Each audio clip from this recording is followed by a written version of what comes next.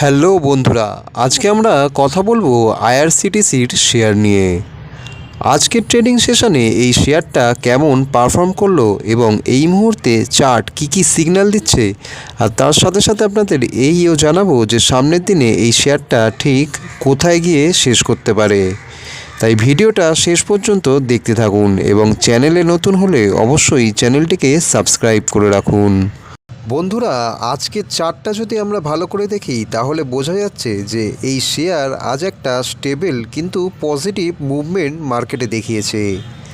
শুরুর দিকে আসলে শেয়ারটা একটু সাইডওয়েজ থেকে নেগেটিভ জোনে ছিল, আর এরপর থেকে ধীরে ধীরে লোয়ার লেভেল থেকে বাউন্স ব্যাক করছিল। দিনের শেষ দিকে এসে এই শেয়ার স্ট্রং বুলিশ ক্যান্ডেলে তৈরি করেছে।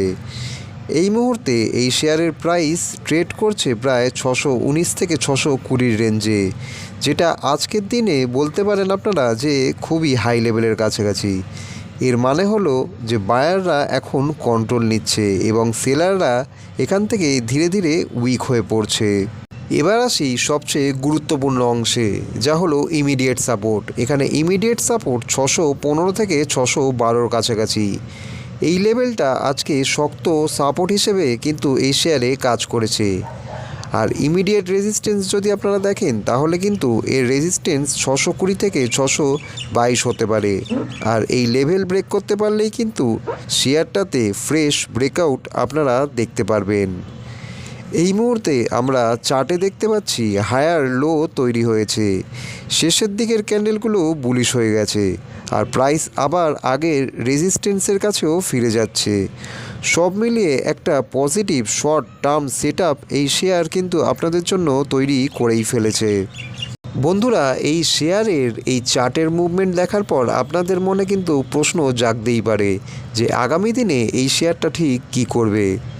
যদি শেয়ারটা 622-এর ওপরে সাস্টেন করতে পারে তাহলে আমরা দেখতে পারি এই শেয়ারের নেক্সট টার্গেট হতে পারে 628 থেকে 635, যা কিনা শর্ট টার্মে 640 পর্যন্ত মুভমেন্ট করা সম্ভব।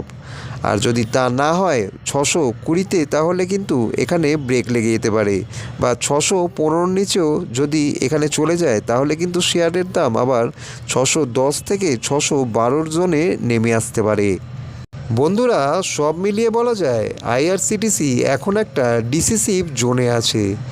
ব্রেকআউট এলে ফার্স্ট মুভমেন্ট এখানে আসতেই পারে, আর যদি ব্রেকআউট না আসে তাহলে কিন্তু কিছুদিন কনসলিডেশন রাউন্ডে এই শেয়ার চলবে।